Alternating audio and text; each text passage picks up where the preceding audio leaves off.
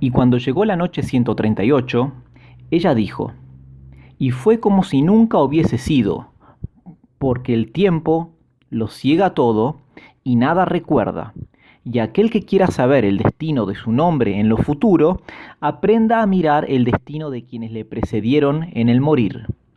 Tal es la historia del rey Daul Makan, hijo del rey Omar al-Neman y hermano del príncipe Sharkan. Téngalos Alá en su misericordia infinita. Pero a contar de aquel día, y para no desmentir el proverbio que dice, quien deja posteridad no muere, empezaron las aventuras del joven Kanmakan, hijo de Daul Makan. Y ahora comienzan las aventuras del joven Kanmakan, hijo del rey Daul Makan. En efecto, oh rey afortunado, prosiguió Sherezada en cuanto al joven Kanmakan y su prima Fuerza del Destino, cuán hermosos se habían hecho. La armonía de sus facciones llegó a ser más exquisita, sus perfecciones germinaron en su plenitud y realmente solo se les podía comparar con dos ramas llenas de frutos y con dos lunas esplendorosas. Y para hablar particularmente de cada uno de ellos, hay que decir que Fuerza del Destino reunía todo lo necesario para volver loco a cualquiera, pues en su regia soledad y aislada de todas las miradas, la blancura de su tez se había hecho sublime. Su cintura se había adelgazado lo precisamente necesario y aparecía derecha como la letra Aleph. Sus caderas eran absolutamente adorables en su maciza pompa, y en cuanto al sabor de su saliva, oh leche, oh vinos, oh dulces, ¿qué sois? Y para decir algo al respecto de sus labios, que eran del color de las granadas, hablad vosotras, delicias de las frutas maduras. Y en cuanto a sus mejillas, hasta las mismas rosas habrían reconocido su superioridad. Así son verdaderas estas palabras del poeta en honor suyo. Embriágate, corazón mío, bailad de júbilo en vuestras órbitas, ojos míos. Hela aquí, constituye las delicias del mismo que las creó.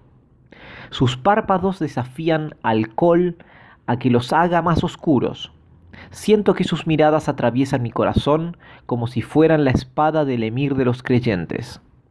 En cuanto a sus labios, oh jugo que brota de las uvas maduras antes de pisarlas, jarabe que filtras bajo la prensa de las perlas. Y vosotras, oh palmeras, que sacudís vuestros a la brisa los racimos de vuestros cabellos, he aquí la cabellera. Así era la princesa Fuerza del Destino, hija de Nozatú. Pero en cuanto a su primo, el príncipe Kanmakan, era otra cosa. Los ejercicios y la caza, la equitación y los torneos con lanza y azagaya, el tiro al arco y las carreras de caballos, habían dado flexibilidad a su cuerpo y habían aguerrido su alma, y se había convertido en el jinete más hermoso de los países musulmanes y en el más valeroso entre los guerreros de las ciudades y de las tribus. Y con todo eso, su tez había seguido tan fresca como la de una virgen, y su cara era más bella a la vista que las rosas y los narcisos, como dice el poeta hablando de él con las siguientes palabras. Apenas circuncidado, la seda adornó amorosamente la dulzura de su barbilla, para luego con la edad sombrear sus mejillas con un terciopelo negro de tejido muy apretado.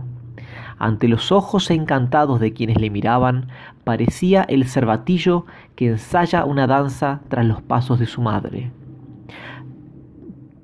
Y para las almas atentas que le seguían, sus mejillas, dispensadoras de la embriaguez, ofrecían el rojo color de una sangre tan delicada como la miel de su saliva. Pero a mí, que consagro mi vida a la adoración de sus encantos, lo que me arrebata el alma es el color verde de su calzón. Hay que saber que hacía algún tiempo que el gran chambelán, tutor de Kanmakan, a pesar de las amonestaciones de su esposa Nozatú y de los beneficios que debía al padre de Kanmakan, se había apoderado completamente del poder y hasta se había hecho proclamar sucesor de Kanmakan por cierta parte del pueblo y del ejército. En cuanto a la otra parte del pueblo y del ejército, había permanecido fiel al nombre y al descendiente de Omar al-Nemán, y cumplía sus deberes bajo la dirección del anciano visir Dandan. Pero el visir Dandan, ante las amenazas del gran chambelán, había acabado por alejarse de Bagdad y se había retirado a una ciudad vecina, aguardando que el destino ayudase al huérfano a quien se quería desposeer de sus derechos. Así es que el gran chambelán, no teniendo nada que temer, había obligado a Kanmakan y a su madre a que se encerraran en sus habitaciones y hasta había prohibido a fuerza del destino que tuviese relación alguna con el hijo de Daulmakan. De suerte que la madre y el hijo vivían muy retirados, aguardando que Alá se dignara a devolver sus derechos a aquel a quien le correspondían. Pero de todos modos, a pesar de la vigilancia del gran chambelán, Kanmakan podía ver en ocasiones a su prima, y hasta podía hablarle, pero solo furtivamente. Y un día que no pudo verla, y que su amor le torturaba el corazón, cogió un pliego de papel y le escribió estos versos apasionados. Andabas, oh amada mía, entre tus esclavas, bañada en toda tu belleza. Al pasar tú, las rosas se secaban de envidia en sus tallos, al compararse con tus mejillas. Los lirios guiñaban el ojo ante tu blancura, las manzanillas floridas sonreían ante la sonrisa de tus dientes. ¿Cuándo acabará mi destierro? ¿Cuándo se curará mi corazón de los dolores de la ausencia? ¿Cuándo mis labios dichosos se acercarán por fin a los de mi amada? ¿Podré saber por fin si es posible nuestra unión, aunque solo fuese por una noche, para ver si compartes las sensaciones que en mí se desbordan? Concédame Alá paciencia en mis males, como el enfermo que soporta el cautiverio pensando en la curación. Cerrada la carta, se la entregó al eunuco, cuya primera diligencia fue ponerla en manos del gran chambelán. Así es que al leer esta declaración, el gran chambelán juró que iba a castigar al joven insolente.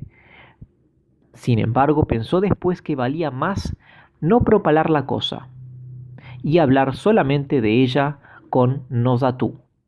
Fue pues en su busca y después de haber despedido a la joven fuerza del destino, indicándole que bajase a respirar el aire del jardín, le dijo a su esposa, en este momento de su narración, Sherazada vio aparecer la mañana y se cayó discretamente. Y en el capítulo que viene vamos a continuar al llegar la noche 139.